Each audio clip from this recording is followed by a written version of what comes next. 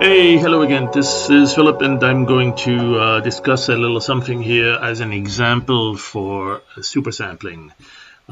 Starting with this one, this was actually not supersample. This is a composite of two pictures. The black foreground with the raven or whatever that bird was, a crow or raven or something, blackbird, was actually on a tree in my neighborhood. But the background is, of course, computer generated with Project Dog Waffle, PD Howler. That's not actually what I'm focusing on today. I was looking at some pictures from a friend in Switzerland, and there were a couple of interesting pictures, and there was this one, and I said, oh, that one reminded me, of course, of this one. Well, it's a bird in a tree, it's a crow or something similar. But more importantly, they both look to the left. The other thing I wanted to see is, well, can we explore the benefits of supersampling? So I'm going to copy this image, and then we're going to see what happens when we paste it right in here.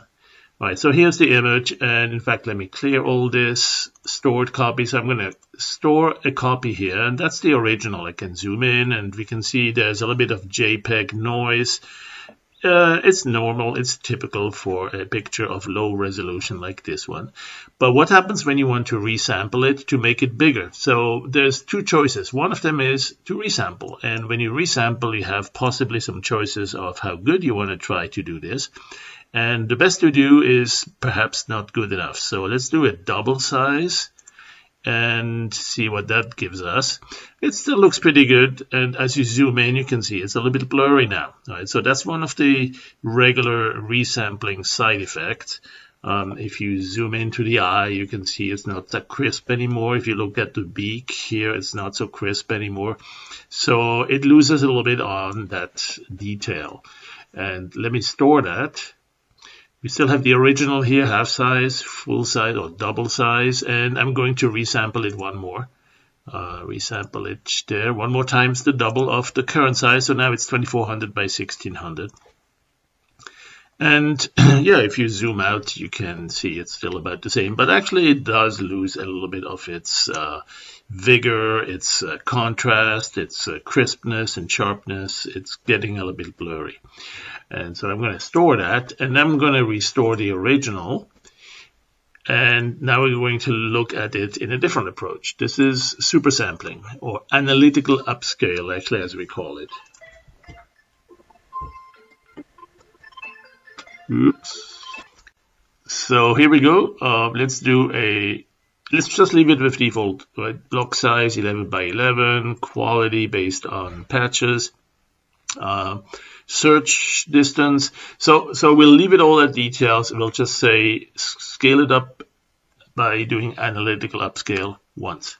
And then we'll do the same thing again. So it's kind of similar to doing 2 times the supersampling,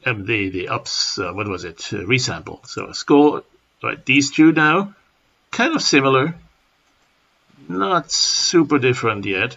So, but now we're taking this one and supersampling it or upscaling it one more time. Where is it? The analytical upscale. And again, with default parameters, go. So it takes a little longer. It's a bigger image now. And it's number crunching, trying to figure a good way to scale it up without losing too much of the fine detail, the crispness, the contrast, dynamic range. A couple of things. So then we have 2 images of the same size. This one took a little bit longer, right? And so here's the one we did before, and here's the new one.